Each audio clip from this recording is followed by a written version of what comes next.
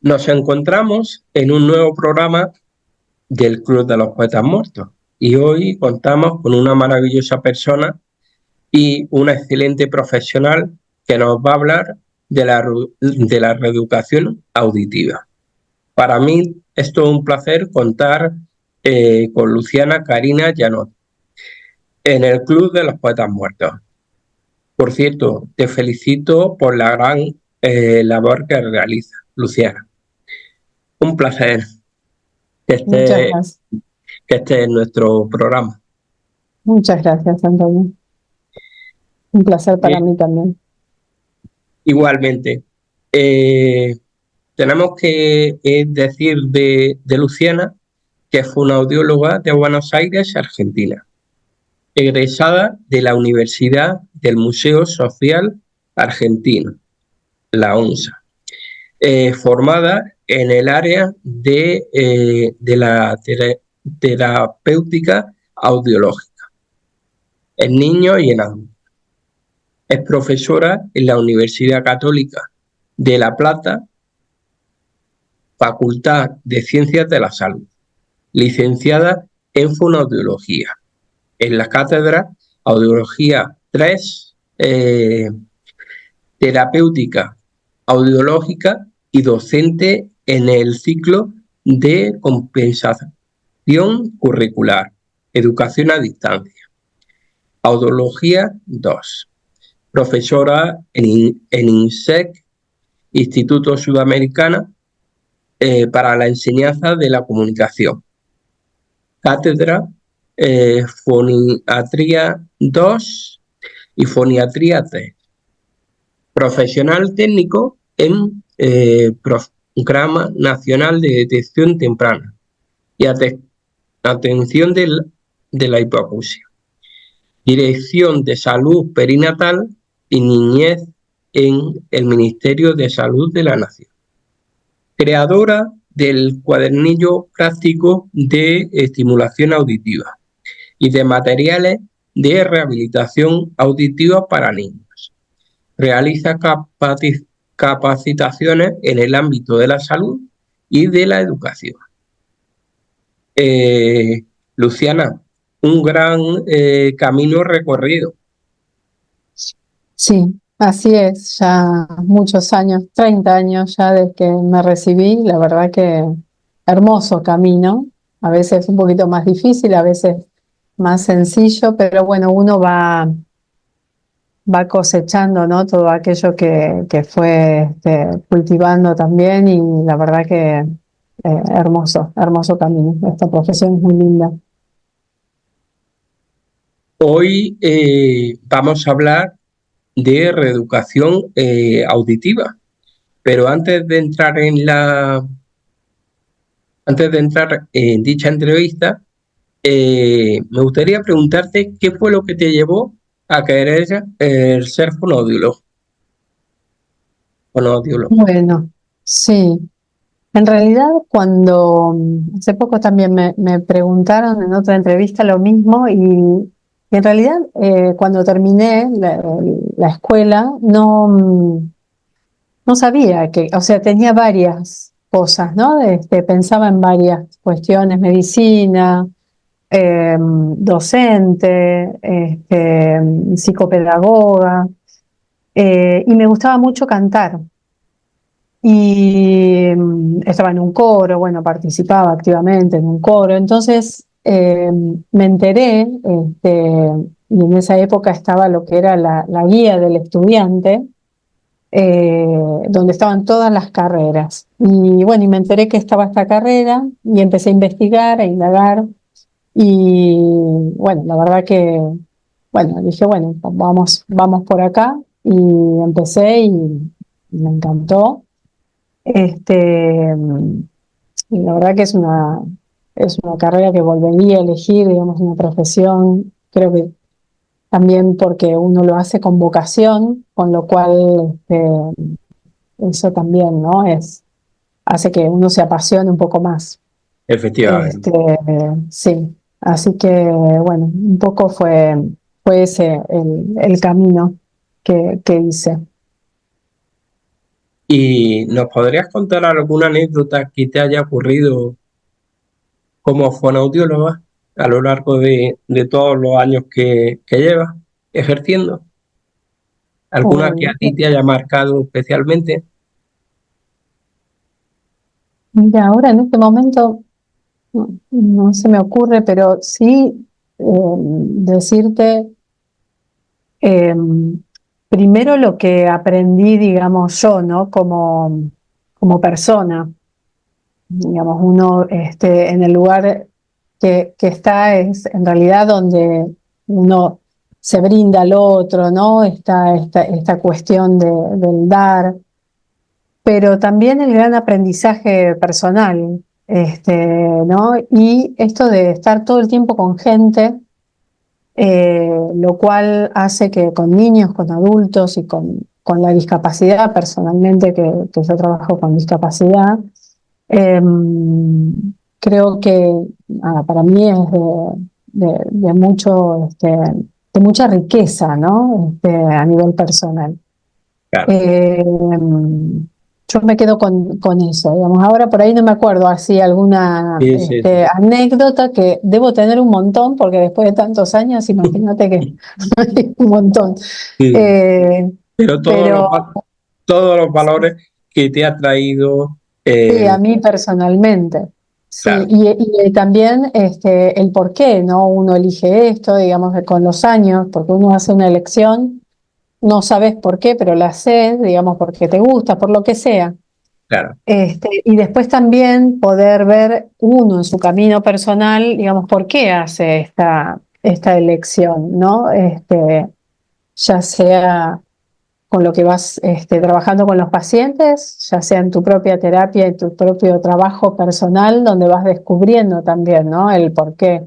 Así que sí, es claro. hermoso realmente. Ujú.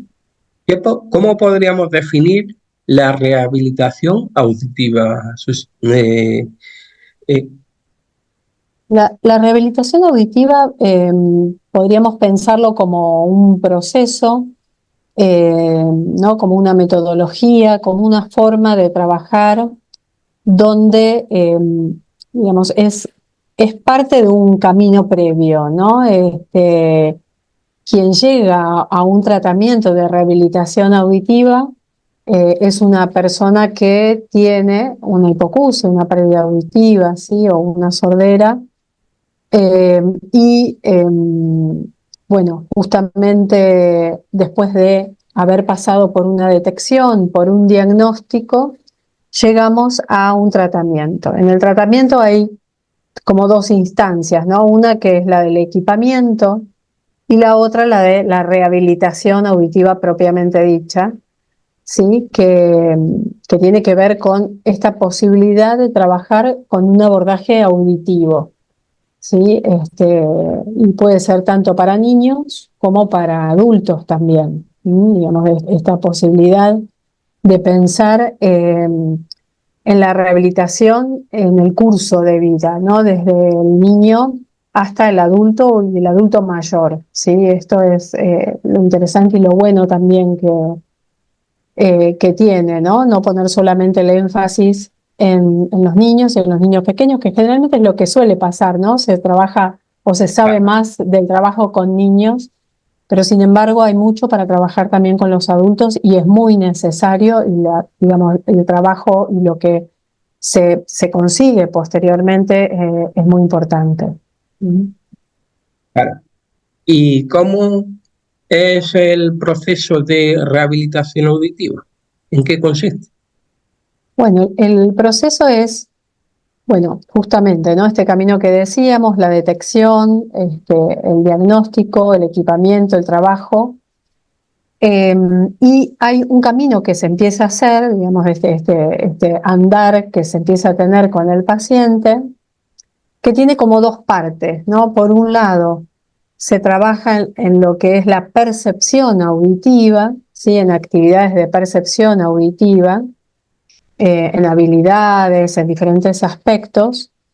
Eh, y por otro lado, la producción de habla. Es decir, lo que tiene este proceso es trabajar con un objetivo que es trabajar en lo auditivo para lograr justamente el habla, el lenguaje, ¿sí? O comunicación, dependerá del diagnóstico específico, si es uno o son varios, bueno, eso después lo podemos seguir compartiendo, pero la realidad es que la rehabilitación es como una moneda con dos caras, ¿no? Claro, Siempre trabajo en percepción para lograr producción. Ese sería mi objetivo, ¿sí? claro.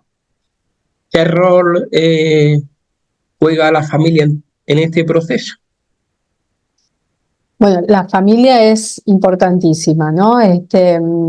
Tanto en niños también como en adultos siempre hago el hincapié porque es interesante tenerlo en cuenta. De hecho, para los adultos hay muchos trabajos de investigación que lo que demuestran es que cuando un adulto que tiene una hipoacusia está acompañado por su familia, tanto en la sesión como en su trabajo, y tiene un seguimiento y un asesoramiento, los resultados son muy diferentes. En el caso de los niños es sumamente importante porque los papás, los padre, madre, cuidador, abuelos, hermanos, sobre todo los padres, tienen que ser un modelo de habla, ¿no? Para ese niño, modelo de habla y de lenguaje.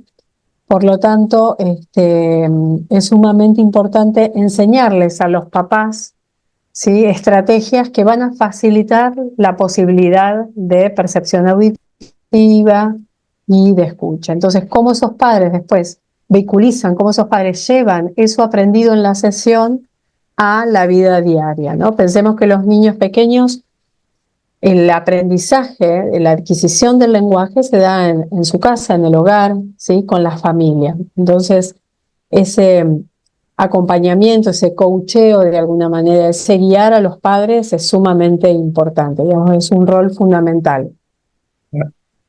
¿Quiénes necesitan de un tratamiento de rehabilitación auditiva y por qué es importante? Bien.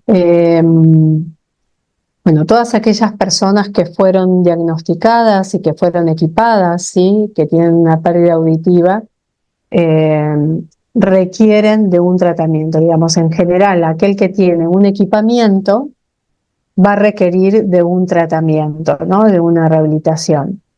En esto hay que poner el énfasis en no creer que con solo el uso del dispositivo es suficiente, ¿no? Hay como, a Claro, veces se cree, ¿no? Que el dispositivo, que son excelentes, digamos, la ciencia y la tecnología han avanzado de una manera increíble. Yo cuando me recibí hace 30 años, los únicos audífonos que había eran audífonos analógicos, ¿no? Y ahora están los audífonos digitales, implantes cocleares, integrado, sistema de FM, realmente es genial esto, pero eh, esa tecnología, si no va acompañada de un tratamiento, no hace magia, ¿no? Requiere realmente de ese trabajo que vamos a hacer como para mejorar y para poder facilitarle a esa persona y decodificar aquello que está escuchando y entendiendo aquello que está escuchando. Ese es el trabajo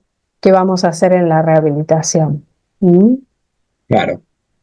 ¿Cómo impactaría la rehabilitación auditiva en la vida del niño y sobre todo en qué aspecto? Bueno, en la vida del niño, justamente por esto que comentábamos, ¿no? En esta posibilidad que el niño tiene de adquirir, ¿sí? Digamos, lo que vamos a buscar es esto, adquisición y desarrollo del lenguaje.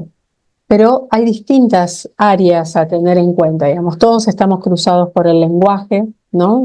El lenguaje nos cruza a todos. Eh, pero el lenguaje también, tenemos que pensarlo, que el lenguaje también es cognición, ¿sí? Y también es necesario trabajar en lo cognitivo, entonces trabajar también en lo cognitivo, en la conducta, en los dispositivos que son a tener en cuenta para el desarrollo del aprendizaje. Entonces, el impacto va a ser, digamos, general, porque pensemos que el lenguaje es lo que le permite socializar, después, una vez que ese niño crece, poder conectarse con los demás, poder estudiar, poder tener una profesión, digamos. Entonces, es importante esto, ¿no?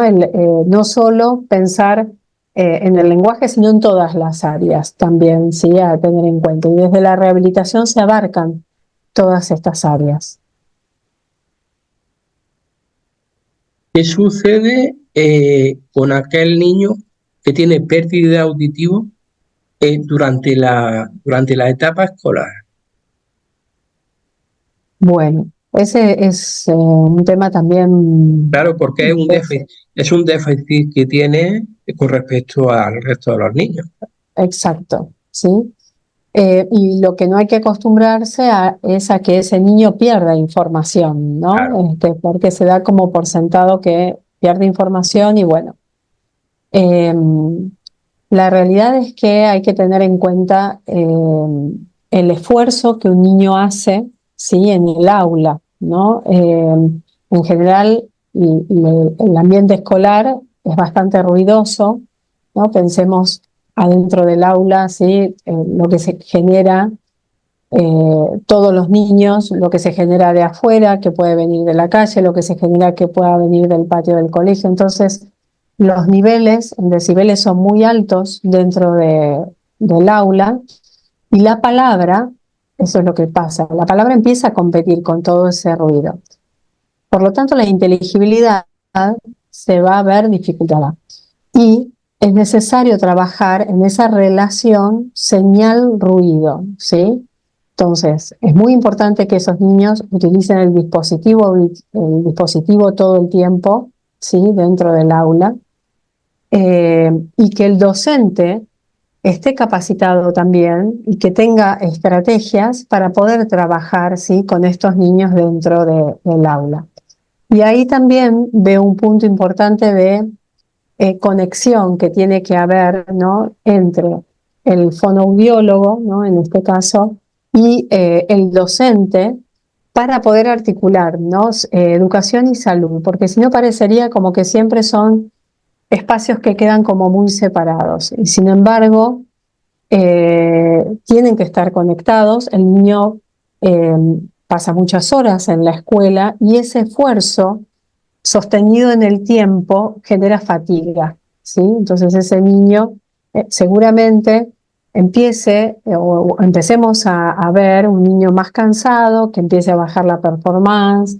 Digamos, hay varias cuestiones que hay que tener en cuenta, pero creo que en eso hay que acompañar también a la escuela y al docente, ¿sí? Al equipo de conducción, para poder acompañar a ese niño. Luciana, ¿y qué sucede con un niño que tiene otra discapacidad? Bueno, con respecto a un niño que tiene, aparte de su hipoacusia, otra discapacidad, tenemos que pensar con respecto al tratamiento, ¿no? A la rehabilitación Exacto. auditiva, las formas de abordaje. Eh, Nosotros lo que vamos viendo es que cada vez más se tiende a hacer una detección, que es lo que se busca, ¿no? Una detección temprana, diagnóstico. Por lo tanto, los abordajes son más abordajes auditivos, ¿sí? Entonces, cuanto más temprana sea la detección, más posibilidades de abordajes auditivos. Claro. En el caso de niños que tienen otras discapacidades o que han sido detectados más tardíamente, por lo tanto, se empieza a comprometer el desarrollo del lenguaje y lo cognitivo, en esos casos tenemos que pensar en otros tipos de abordaje, digamos, ingresar también con otros canales, por ejemplo, el canal visual.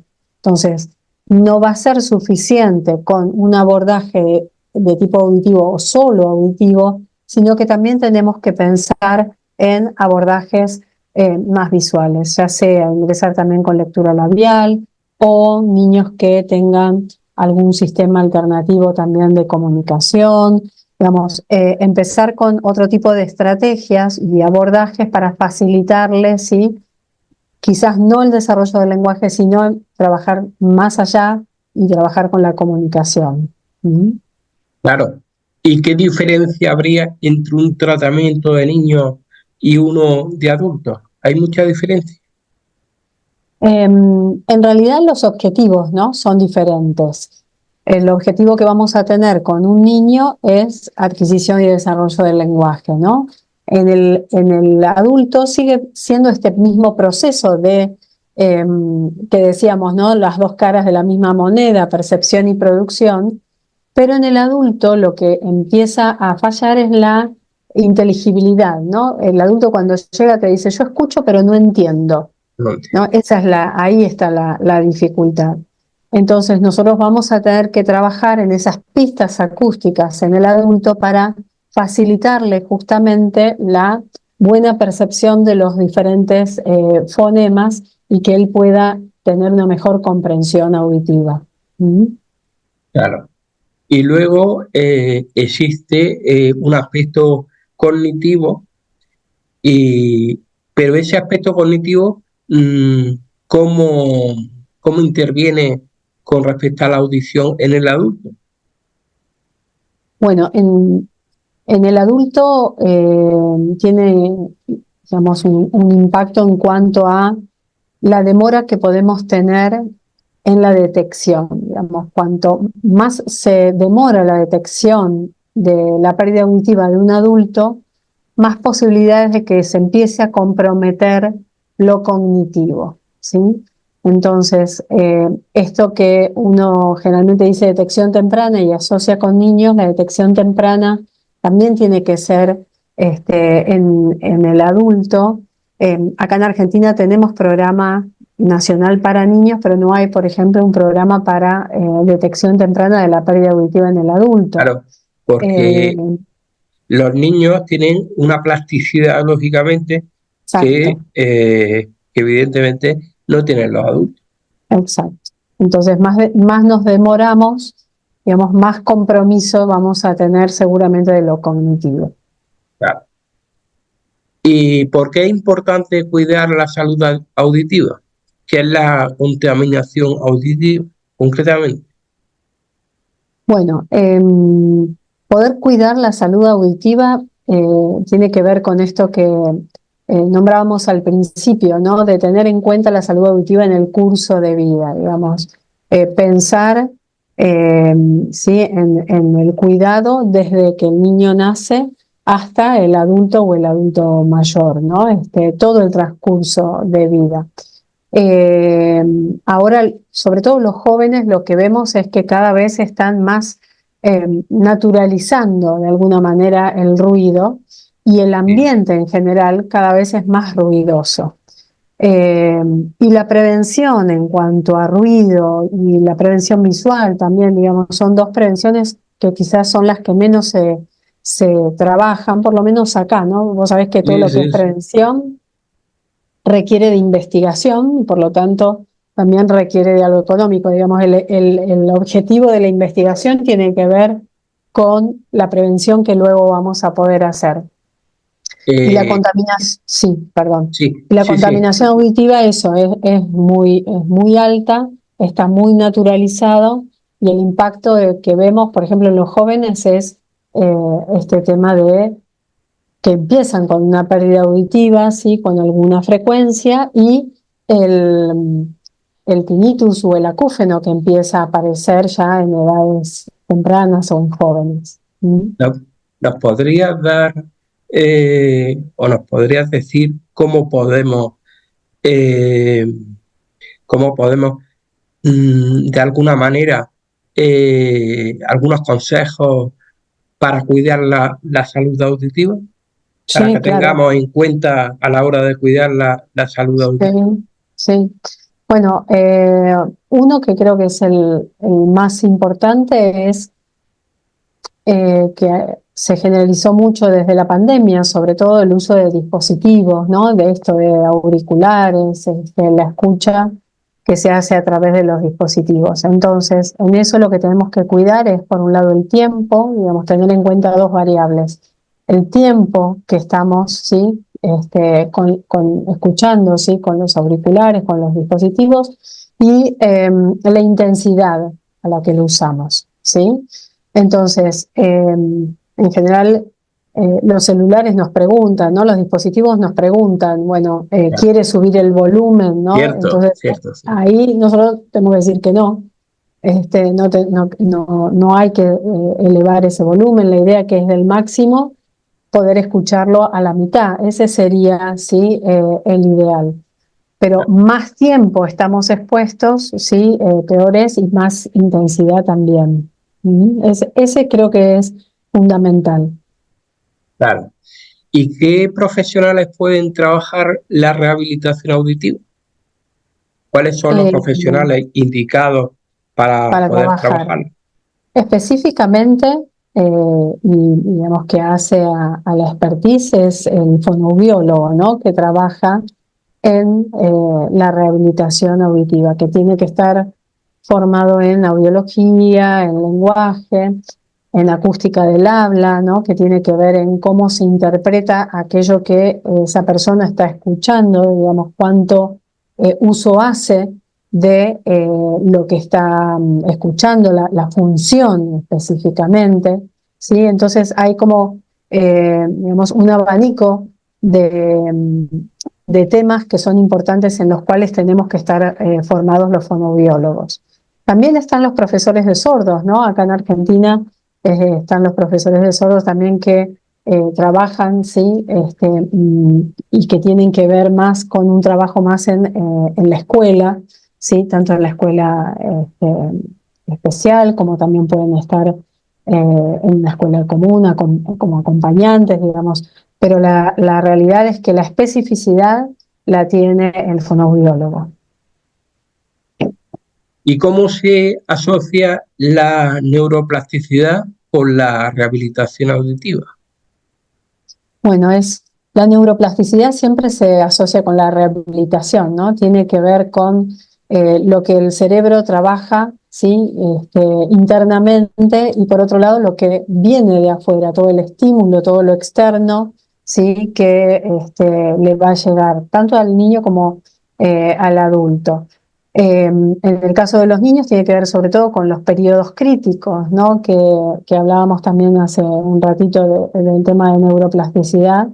Y los 3 primeros años son los más importantes, digamos, ese cerebro está listo para recibir los estímulos para desarrollar habilidades. Entonces esas células requieren de esos estímulos, por ejemplo, para desarrollar el lenguaje y requiere de estímulos auditivos. Si no los recibe, lo que va a empezar a suceder es que se transforma la función de esa célula. Y por ejemplo, de estas células auditivas pasan a tener una función más visual, ¿sí? Entonces a ese niño con el paso del tiempo le va a ser mucho más difícil poder adquirir y desarrollar el lenguaje. O sea, le va a ser mucho más fácil si hay inputs visuales que lo haga desde un desarrollo desde lo visual.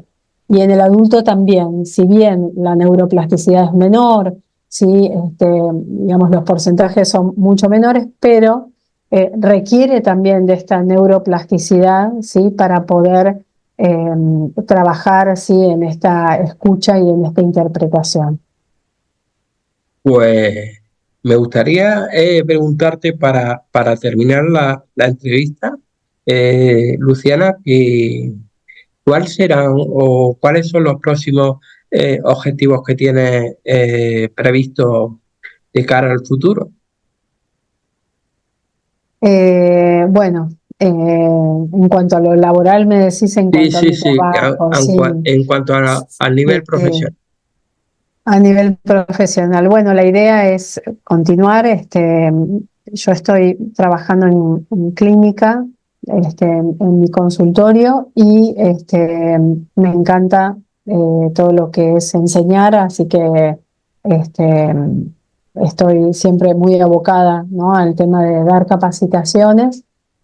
Y bueno, hace un par de años que empecé en gestión, ¿sí? Y esto creo que es algo sobre lo que tengo y quiero, ¿no? Seguir trabajando porque es un campo que para mí se abrió ahora, y es sumamente gratificante cuando se puede llevar a cabo, digamos, en esto de la asistencia, ¿no? Y de la gestión.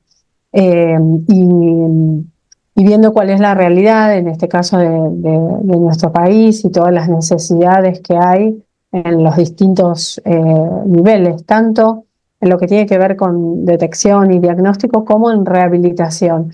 Creo que ahí todavía nos falta muchísimo por distintas cuestiones.